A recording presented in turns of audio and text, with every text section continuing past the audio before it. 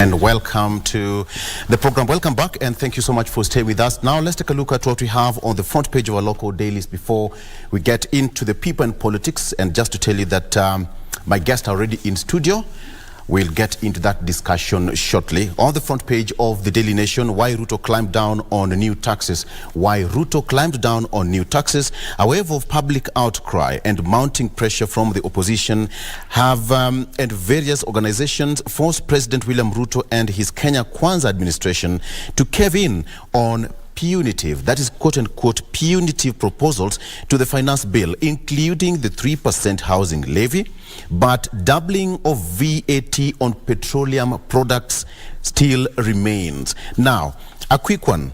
Some of the concessions is one, to amend the bill to reduce the proposed 3% housing levy to 1.5%. Number two is to reduce digital levy on content creators to 5% from 15%. The third one is double VAT on petroleum products from 8% to 16%.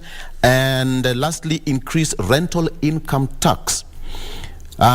Proposed 7.5% back to 10%. Some of the concessions there. And now the bill is to be tabled in the House today for MPs to propose their own amendments. Remember, the Finance Committee did their part, and now it's back to the floor of the House today.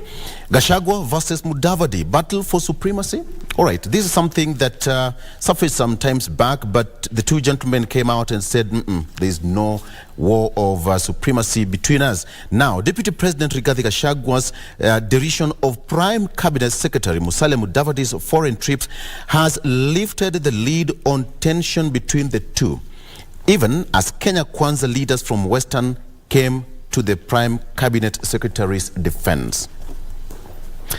Okay. Still on the front page, police split over Koome promotions. The controversial promotion of the over 500 senior police officers by Inspector General of Police Japheth Koome last week has split the service down the middle. And now the issue is with the commission, now with the Inspector General of Police. Why Ruto climbed down on new taxes? Let me start with you, Mheshimiwa Ngunia. First of all, welcome to Good Morning Kenya. Thank you. Good to see you. Yes. What do you make on this? Finally, he's bowed down to pressure? Kenyans have to be very happy because for the first time we have an effective opposition. Clearly, it is because of the opposition stand that has really caused this thing, and Kenyans should be thankful for serious opposition. Number two, the issues of public outcry. In social media, we have seen the way Kenyans are reacting negatively towards the proposed bill, and also civil activists. They have been really on tour with the government, and I laud them for that. It is good to have discussion before actually introducing anything punitive to Kenyans. And kudos for everybody who played this key role in ensuring we get the justice and we pay the right taxes instead of actually being punished. So thank you so much for the opposition leader. Thank you so much for the civil activists and also the public outcry. Kenyans at large, they have taken to social media and expressed themselves on the same. Mheshimiwa Tabitha, at the end of the day, is it pressure or from the civil society, from Kenyans, or this was expected in a way? Thanks, Victor, for having us this particular morning. And as I've always said about this finance bill, I've always really started by thanking all Kenyans that are adhering to paying taxes and are very loyal on tax matters. What I want to really appreciate and acknowledge is that we have a leadership that listens. We have leadership from the executive led by His Excellency William Ruto that is putting its ears to the people. It's looking at the issues that the people have been able to address. It's not a chest thumping issue. The other day I stayed and stated that they've been thinking that because we have numbers, then that is it. They've been narrowing this discussion to the issues of commas and full stops, that we're just going to pass this bill without amendments and all that. And I said that was wrong. We are a leadership that listens to its people. All these concerns, and I want to appreciate all the stakeholders who have been able to bring their input through the social media, also through the sittings that we've been able to have with the same committee. And remember clearly, as I've always said, that this finance committee in National Assembly has both members from both the government side and from the opposition. And they sit there to represent each and every side. And I said, let us give them time so that we can be able to get a feedback. Look at where we are. We are having feedbacks because of discussions that had been on table. If the opposition would work towards having matters on table and being able to deliberate without coming out and all the time having strategies of saying, let us throw stones, throwing stones, running around here is not the way to go, as much as it's a democratic right. But the best way to go is now where we are. The example now that we are seeing in terms of being able to sit and table and deliberating on issues, recalculating and seeing where do we start, where do we amend. And hence, this is where we are. And I'm happy that there's light. And we say there's going to be light. Let us give time to this new government. We are just 9 months. We might do some things that I might not believe, but that does not mean we do not listen. That does not mean that is the end. That does not mean we are chest thumping. We are saying we are going to continue listening to the people. We are going to walk the journey with them, because as stated earlier and I always said, we went to the people, asked the people issues. Even now, we'll still continue going and listening to them. Okay. Arnold, at the end of the day, the bill had to come back to the House, of course. Amendments, MPs to give their insights and inputs on this one. Do you think the president was expecting this? It was expected either way. I think the president is actually a Democrat. He is one man who has run for election, and these two here are politicians, and they'll tell you there is no politician in the world who doesn't love pleasing the people. Because at the end of the day, they know that just a slight thing can actually mess a lot of things. So there is no one in his own right mind who calls himself a politician and who is elected, whether elected or whatever process, who would actually go out to hurt people. No one really does that. But let's really put it this way it's supposed to be. Number one, this is public participation. The noises you have seen, whether you call it chest thumping, whether you call it pushing through and everything else. You see, we had equal conversation from both sides. For example, you get people talking similarly rough on the other side of opposition and in government. So neither side has got a monopoly of arrogance, neither side has got a monopoly on the control of people, because on both sides these people are elected by people, so they are popular. So this is public participation. Ours is a dialogue-based democracy, and sometimes you can actually think that the house is burning. Our democracy is a little bit noisy, so you get a lot of noise, and somebody watching from outside will think the house is burning, only to get in and realize, okay, this is dialogue going on. That is how, as a nation, we've actually been able to actually gel and work together. We can have all those tough moments and tense moments. You think that the country would end at the end of the day, only to wake up tomorrow and people are doing whatever they're supposed to do. The other thing is that this government is also listening. Mheshimiwa Ngunya says that the opposition is effective. I still do not believe that the opposition is effective, especially when it's bullying the government of the day, when they're employing tools that hurt the same people they say they are actually, because every time, for example, the few demonstrations we've had, we normally do not want to talk about the people who've lost property. We are seeing people raise money to buy matatus that were banned. They have already moved on that. They really do not care. And we have had people who've lost their businesses. That is part and parcel of the economy that we are hurting, even as we talk about defending the same people. But there's something I think that will afford us time to talk about. You know, when we were coming up with the new constitution, we did away with the imperial presidency and brought in checks and balances and put a lot of power in parliament, hoping that because parliament has got so many people, they might not be able to conspire against the people. But somehow, once in a while, we see parliament running away from that particular role. So I hope that when the bill eventually goes to parliament, parliament will really be the parliament that we give power, because they have got, you know, every time you look at parliament, you see a nation sitting, because that is the representation over people as a government. As in, when you see parliament, we say that is Parliament is the manifestation of a people as government. So we hope that they will not be reduced to the partisan levels and everything else, because something as intricate and complex as the finance bill, you cannot reject it in total or accept it in total. You have to balance. Okay. So there's so much to look at. Okay. And I'm hoping just hold on to that. Let me take you through the front page of these two papers, and then we'll come back to the real debate. Okay, thank you.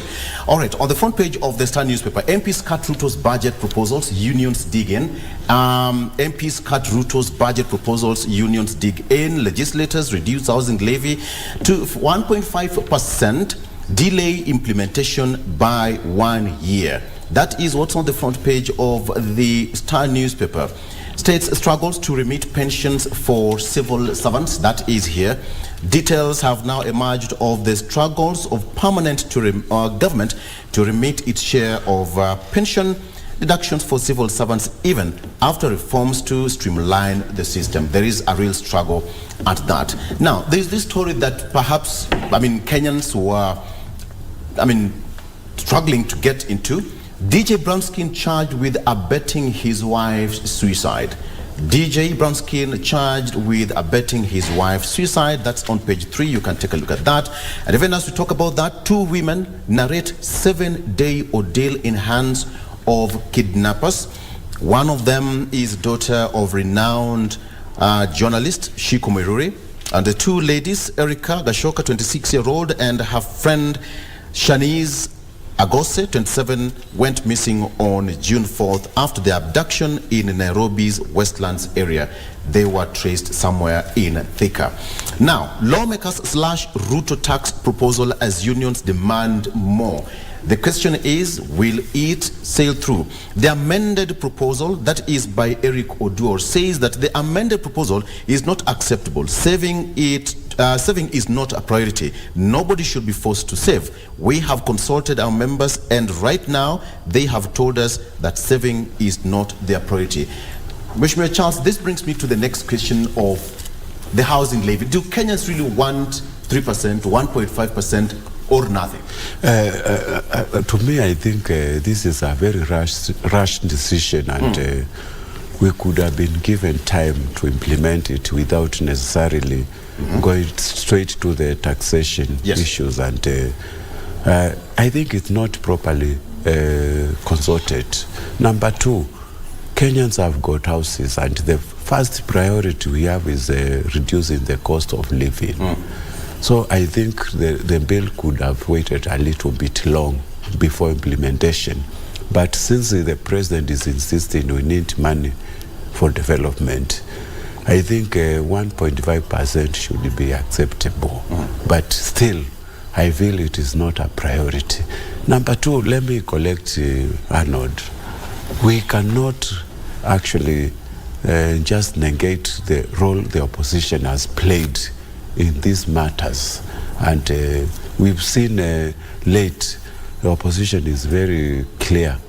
They will oppose the bill, as Mio will oppose the bill. So I think we need to give the credit where it is due.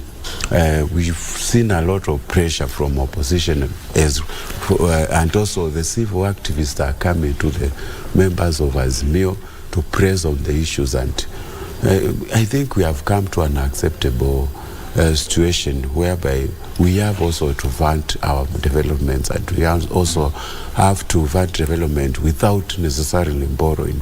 But still, we need to appreciate each other. The government has listened, opposition has pushed, and everybody, every Kenyan has pushed for the amendments of this bill. We will still need more direction on how to reduce the cost of living, which is a priority number 1, without necessarily increasing the cost of living, because now the levy on petroleum products, it's going to have a what we call multiplier impact in our inflation again. It's time we start thinking how we are going to cushion Kenyans against inflation, because there's no salary increment for anybody in this country at the moment. Everybody's crying. We have so many challenges we have to look for. But one of the key issues of which I liked from the president is a matter of fact that if we are going to have this housing levy deducted, he is going to create employments to Kenyans. Let us see how this one works. I'm not sure, I'm skeptical about it, but if at all it's going to do that, I think it's the right way towards easing unemployment rate in this country. Yes.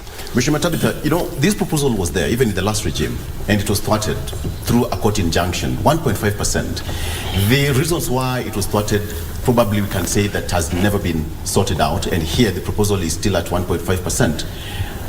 Where are we? Still going back to the old book? Victor, you know, one thing we need to really appreciate, as I've said earlier, is on where we are with the percentage for the housing bill. Yes. And yes, opposition, they've played some role.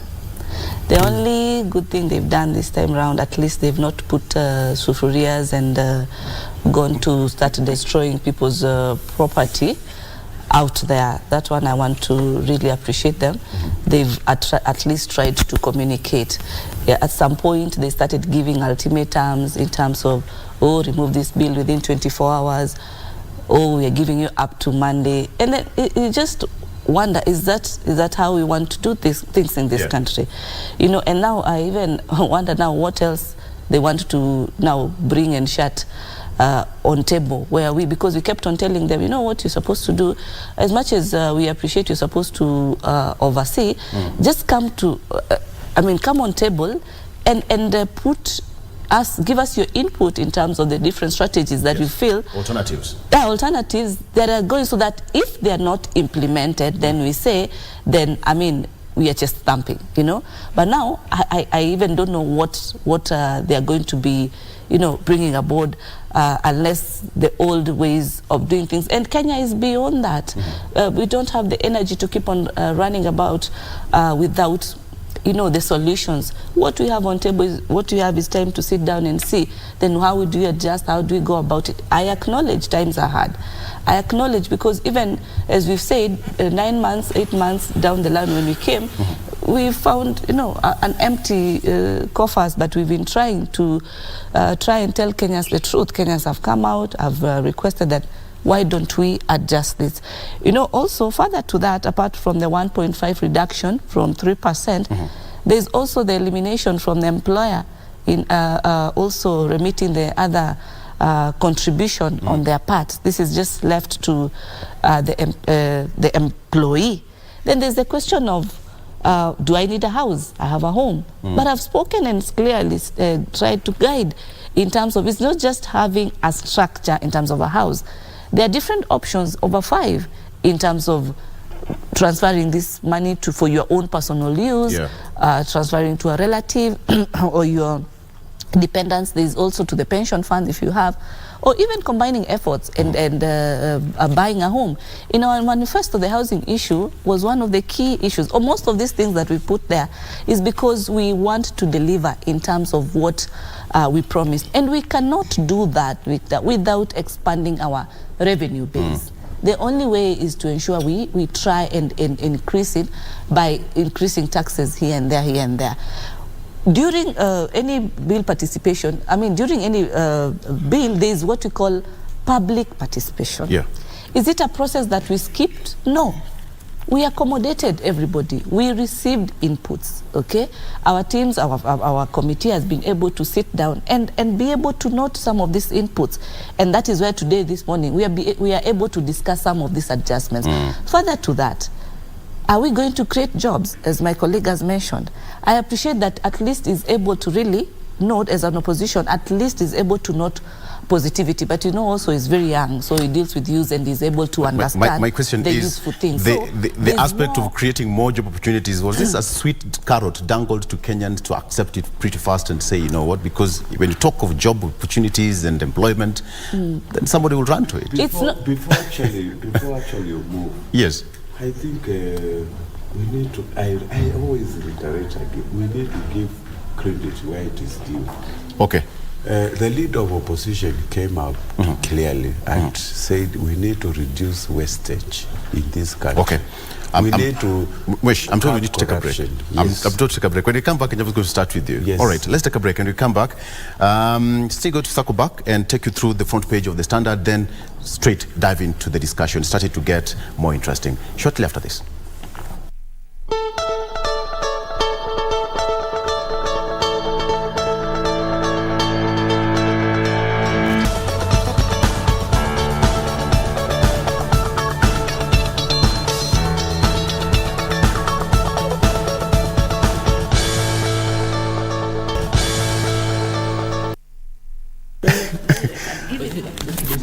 Okay, and welcome back. Is there brotherhood in studio, sisterhood? No, we are all Kenyans. Okay, brotherhood and sisterhood still applies. Yes. Welcome back. You are still watching Good Morning Kenya. This is People and Politics. So, Mheshimiwa Charles, you are on how do you say, you're on point of order? Yes. Go ahead. Number one, we have to appreciate opposition. Yes. Played a very key role. Media houses, they played a very big role. Thank you. Credit activists, they did a lot of job in terms of pressurizing the government. But I would like to apportion blame to the handlers of this bill, the people who introduced it first, yes, the likes of Osoro, who were just stamping, we cannot amend this bill even up to comma, even with a comma.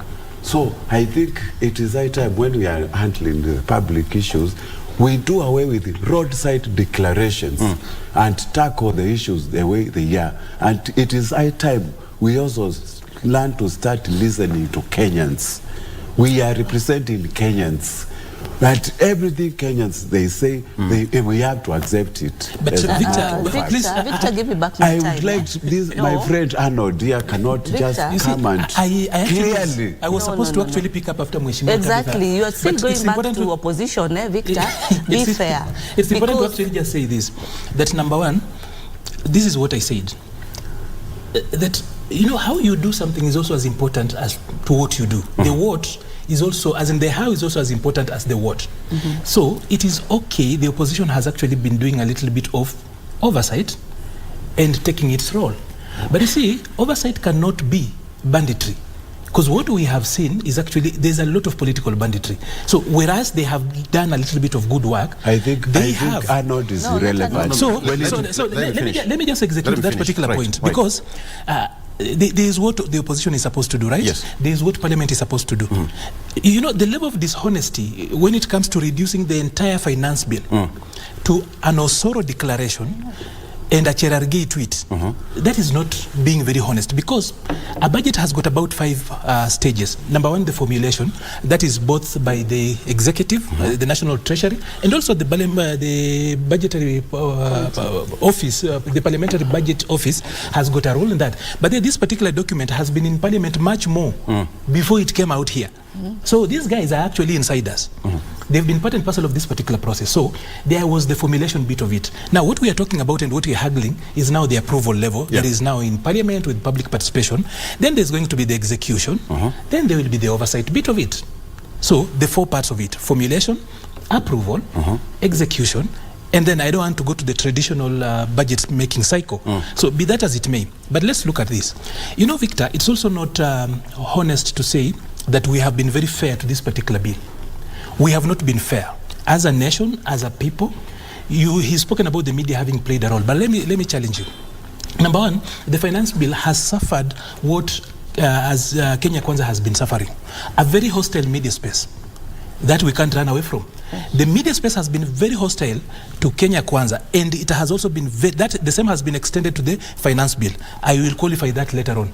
Number two, the finance bill has suffered immensely from an opposition that has refused to move from August 9th, an opposition that still wants to bring the day they lost into everything.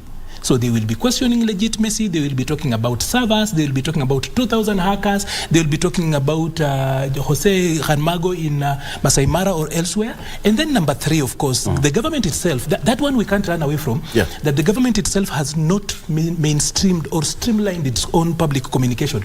That is why you hear somebody like Osoro and Cherargei making a statement and then giving the opposition the fodder to fire back. But what was the bill supposed to do? All of us agree, and by the good thing is that here, all of these guys are millennials. Everybody seated on this table is a millennial. So this is the point.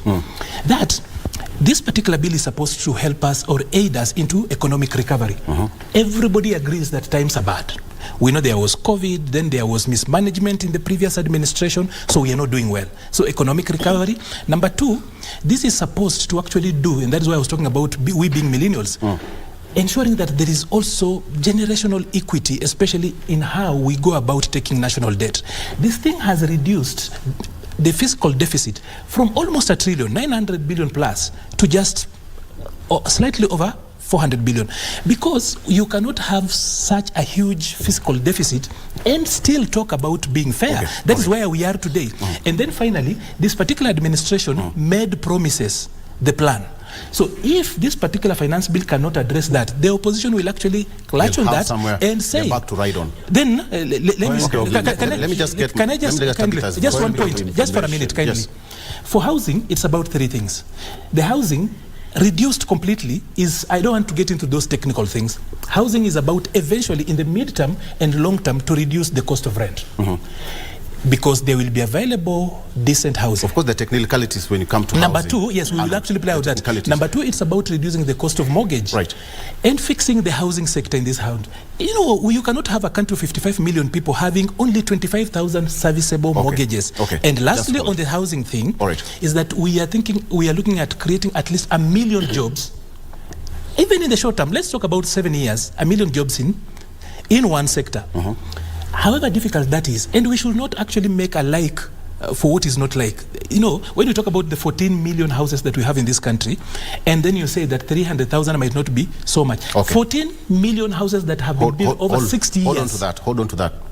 And 300 that will be built in about 5 years. Senator, what do you make of that? Because at the end of the day, Kenyans also have a voice on this. I call them the 4th government, the 4th arm of the government. Executive, legislature, we have now the judiciary, and now Kenyans, the 4th arm of government, according to me. Correct. Let me start by pointing this, that today, what you've just read in the newspaper, that is what is so different right now from what the media is reading. The media has been so controversial in terms of concentrating on 2 things, a comma and a full stop. And I've really stated clearly that why don't you get away from those discussions? Today, you've actually been able to read, and you know the media, of course, likes discussing controversies. But today, you are actually cornered, because now we are discussing the amendments that you could report and want us to narrow this as Kenya Kwanza, to narrow discussions, that the fact that we have numbers, then that is it, and not allowing us to discuss the positivities of this bill. Now, before even I go to the positivities, back to the opposition, as Azimio is here and saying that they played a role. Now, let us not be what do you call, two-sided. We want to say we've played a role because now we've said we are moving from 3% to 1%. We are not, the employer is not supposed to, I mean, that will be waived off, it's just the employee. But now, even as at now, they are clearly saying on Thursday, they will vote no.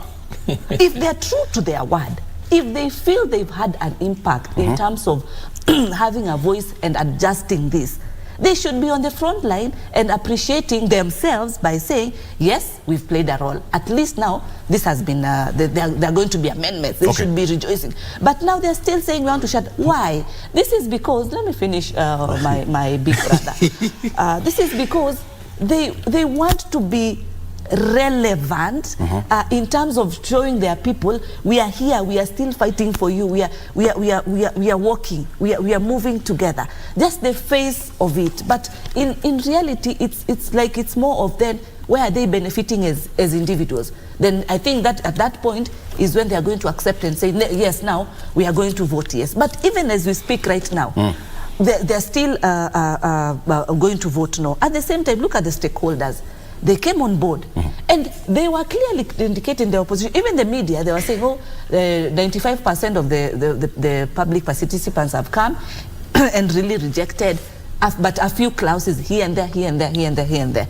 Now, then why are we not in today and say, at least they've been able to look at those concerns, and they've adjusted. Here we are talking that we are going to table a bill with amendments. Are they talking about that? They're not talking about that. They still want to narrow in terms of they're still going to vote no. Then what do they want? What they want, they still want, as Arnold said, they have not moved away from September 9th. They still want to keep on Kenyans at that particular moment, at that particular space. Where we are as a country, we have economic, we have challenges, as we've stated. We want to move forward. Can the opposition, come on table and say, then how do we create jobs? If this is not a way to be able to create jobs for the younger generation to be. Look at the content creators. It was 15%. We've listened to them. They've come. What we want to appreciate is the fact that they've been able to come. Even that coming to participate is actually very great, and that is leadership. And on the other side, that listening is very key. Kenya Kwanza does not chest thumb. And if we wanted to chest thumb, let me tell you, even that comma then would not have been removed. But we are not. And remember, we have numbers. Are we coming and saying, we have numbers, we're going to do what you're going to do? No. We've still gone back. And that is why today, and tomorrow being Wednesday, and I know the session today will even take long, the almost better part of the night, on this debate, on this discussion, because there's room. There's room for this particular discussion. So the opposition should, for Christ's sake, try and offer a different opposition mechanism, formula, strategy moving Kenya, because there is no cost of fuel for these people in the eastern region, or these people in the Nairobi region, or these people in western, or this. Any cost affects all of us as Kenyans. So if you are fighting, there's no unga for Mheshimiwa and there's no unga for Mwananchi. When you go to shop, it is a standard price, but it is we accept that the costs are high.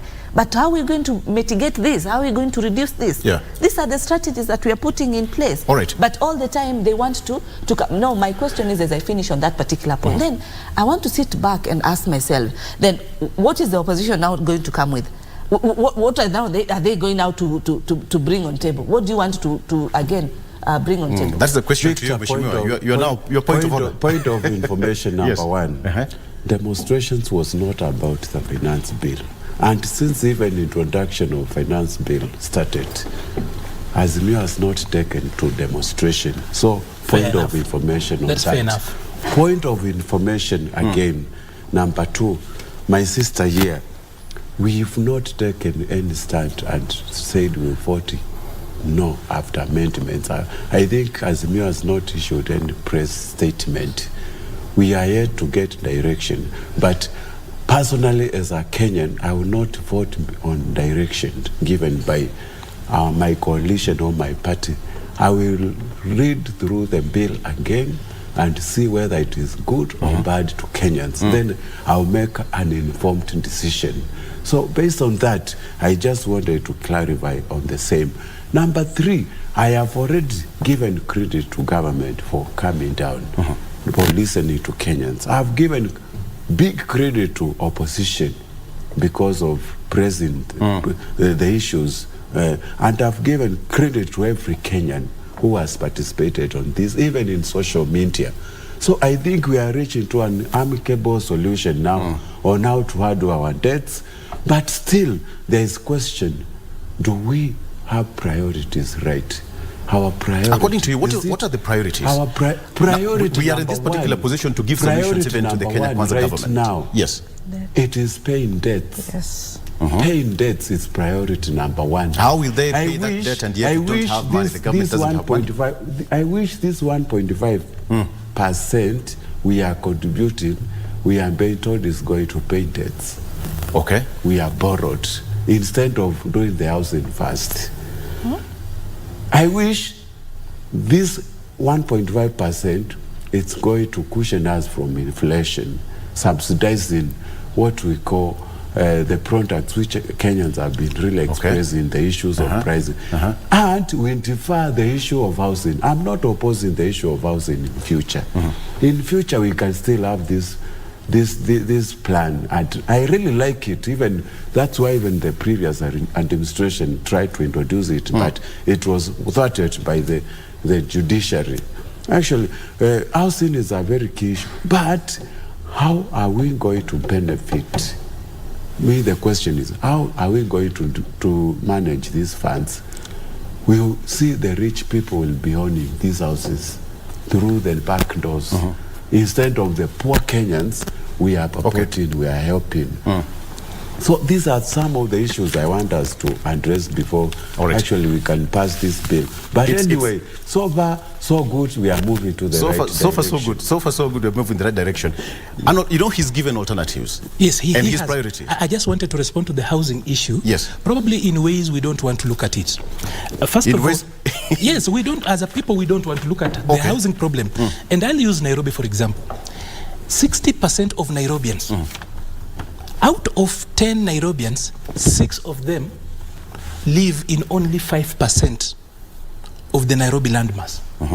I want to remind you that the roads in Nairobi take about 11% of the landmass in Nairobi. Now, 60% of all people living in Nairobi, they are simply coming from where some of us were born, in Mathare, in Dandora, what you will call Eastlands. 5%, the size of 5% of Nairobi hosts 60% of all these people. Do you know how we pay for that? We pay for that because some of us cannot even remember the people we went to primary school with. Because somehow, if you're going to get, today is my birthday, by the way, and when I was young, one of those things I really wanted to be was on Good Morning Kenya. It's a big thing. No, you've just reminded something.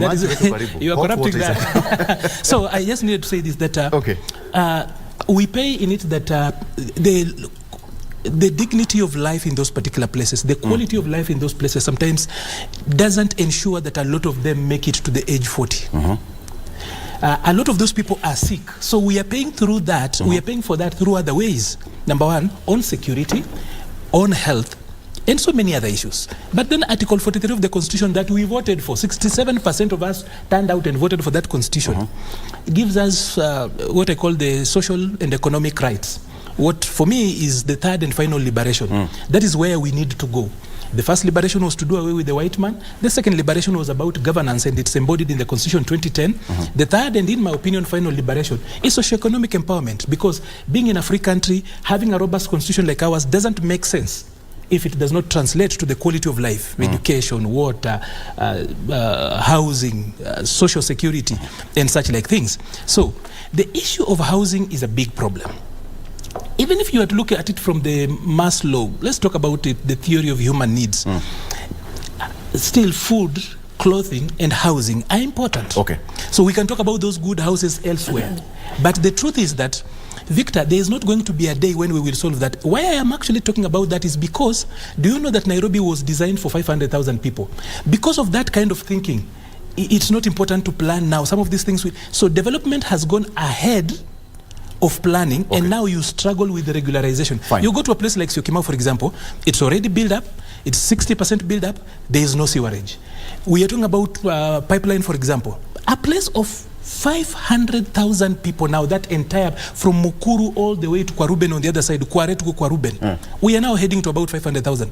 Not a single social hall, because people did not want to plan. Perhaps that's why the government wants to bring housing policy. Not even a public school in that particular place.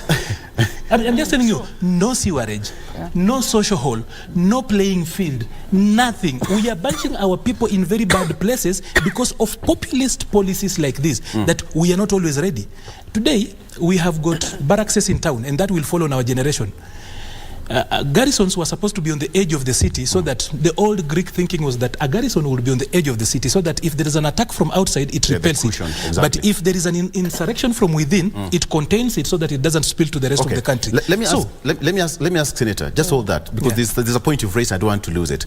Senator, if you look at the whole situation, The fourth arm of government, who is the Mwananchi, has completely now won. Because when you look at the public participation, over 1,001 entities submitted their referenda, the memoranda and what have you. And now the government is saying, this is what we are going to do. It's coming to the floor of the House today. And then again, the second reading, and now moving to the private for transmission to the president. Has the common Mwananchi won? I mean, much as you're saying that opposition is this, the government on that, but there is one person in the middle, the Mwananchi. Let me clearly say, yes, Mwananchi has won. Why? Yes. This is because this housing is for this Mwananchi. This infrastructure. And let me tell you, this housing is not just housing alone. These are amenities that it's also going to have other social amenities, like the social hall, as Arnold has said, also the schools around within that particular area of construction. Yes. And all these other better ways of living. There, as you said, there are no sewerage. And I support it as a representative of Nairobi because we have, in general, we have over 1,400 slums in this country. And it is sad because Nairobi carries the biggest chunk of the slums that we have in this as a city. It is huge. And these people also living in the slums are people who are working day and night. But we look at their living condition. It is not presentable at all. And so in future, okay, with the strategy that we have for housing, the Mwananchi is the first beneficiary. But I hear the position is trying to also de-negative that by telling Mwananchi, no, it is who is going to benefit from those houses, which is very wrong.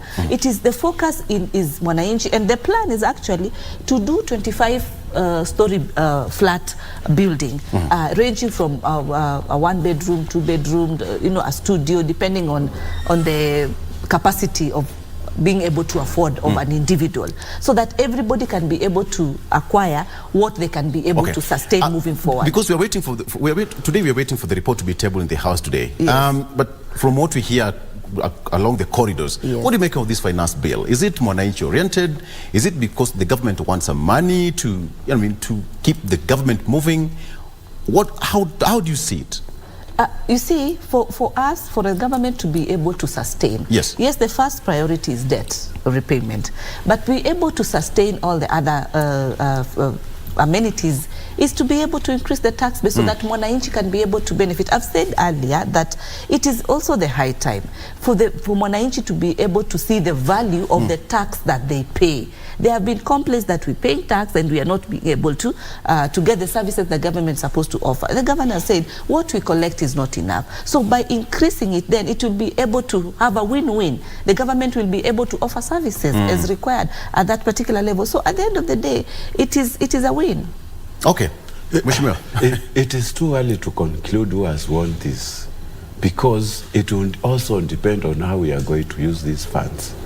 We are going to contribute. Victor, still the opposition wants to go narrow down and say, give the negativity of how the funds are going to be used. Can I answer your question? They kept on the housing the 3%, that it is too huge, they are not ready. Now we've moved away from that, we are at 1.5 and reduced. Victor. Now they still want to go to the administration part of it and negate it further. The opposition is here to frustrate the government. And let me say, you know why they did not go to Maandamano for finance bill? It is very simple. We clearly told them, try, because we are now, the rule of law will take its course. We are not going to accept you all the time destroying, and they've not been able to You are threatened, that's why you coiled your tail. Of course I've said, and I've given credit to everybody, to government, to opposition, to Kenyans.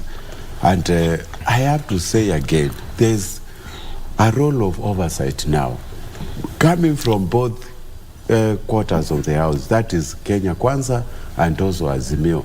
We have to ensure the funds we are going to collect, they are properly, efficiently and effectively utilized for Mwananchi to realize this. So that's why I'm still saying it is too early to conclude whether who has won. Mwananchi is going to benefit. And at the same time, who is going to benefit from this housing scheme? It is another question. Is it the rich who have got connection from the peers of housing and finance, or it is the common mwananchi who has got no house, who is living in the slum. We have to wait and see that. Okay. Victor. Yes, Arnold. When it comes to taxes, there is no day where anyone will give taxes willingly. So long as there is a finance it's always a hard nut to crack. It's always going to be a fight. Like, all of us want to go to heaven, but no one is ready to die. All of us want a good government, they want government services, but no one is willing to pay taxes. So that is always going, it's never going to, there's never going to be a day when you talk about taxes. Even giving tithe and offerings in church, people still grumble about it. It's one of the reasons why churches and in religious spaces people fight. But it's important to speak about some few things that they are raising. The issue of subsidy on fuel, the 16% on petroleum. Can we just be honest? From Nigeria, a country that is producing oil, the new president has done away with subsidies. Because when you talk about subsidies, we are assuming that somebody somewhere else will actually be paying for it. That's a lie. You are going to pay. Government has no other money other than the taxpayers' money. That taxpayer is you. So when we bring in, it doesn't even make economic sense to speak about a subsidy for a country that already has got a huge fiscal deficit. So let us not lie to each other, and we are moving away from the economics of lying and populist policies so that we just please you. We'd rather pay for what we're taking. Even Uganda, that is landlocked on the other side, has no subsidies.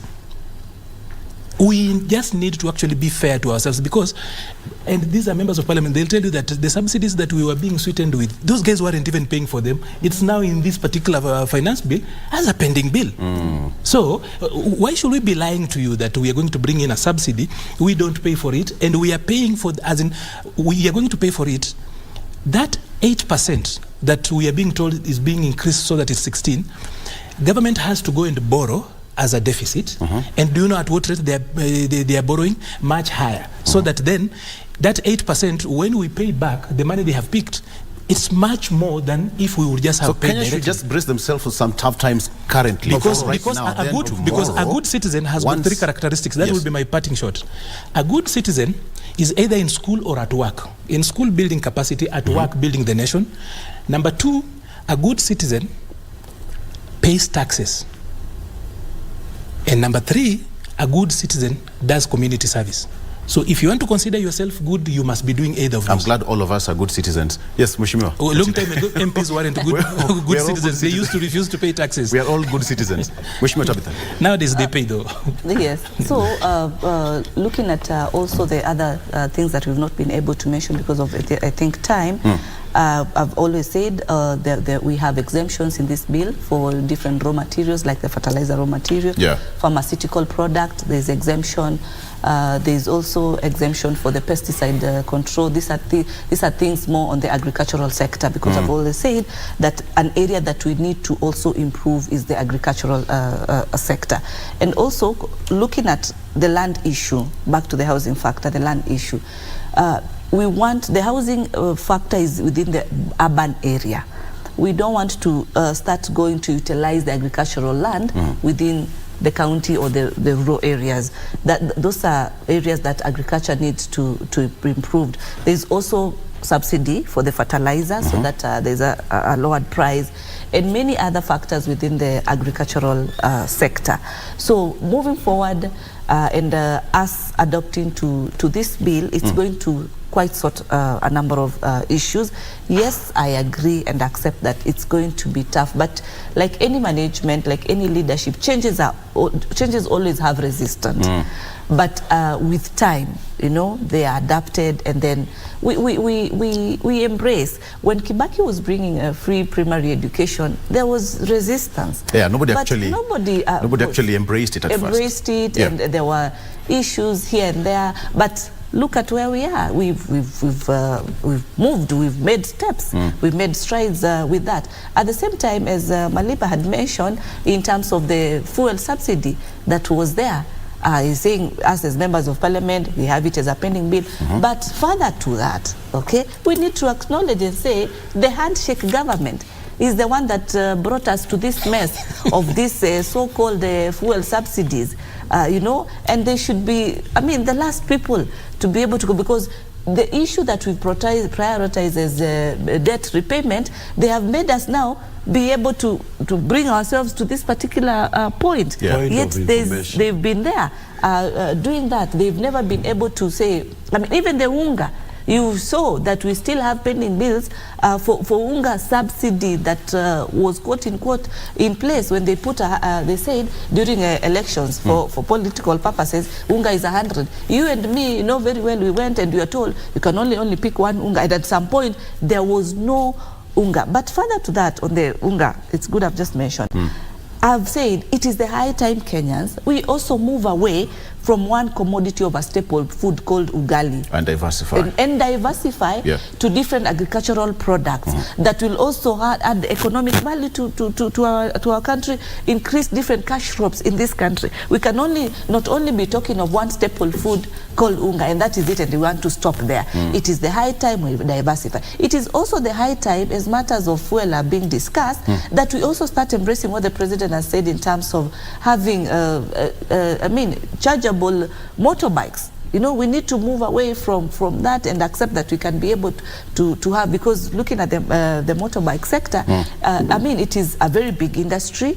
It's an industry that is also generating income and all that, and also to be able to reduce their cost of operation for the bike people, because these are still the mwananchi. But you see, the opposition has come and told us, oh, you see, you lied to the hustlers. But if they are keen and they are able to allow us to discuss this issue, at the end of the day, they narrow down to that common mwananchi, to the benefit of that common mwananchi. But every time we try to positively to communicate about that, then they try to take us back to no mwananchi, then this will be done, this will be done. It's a popularity of the negative energy to the mwananchi, which is for Christ's sake.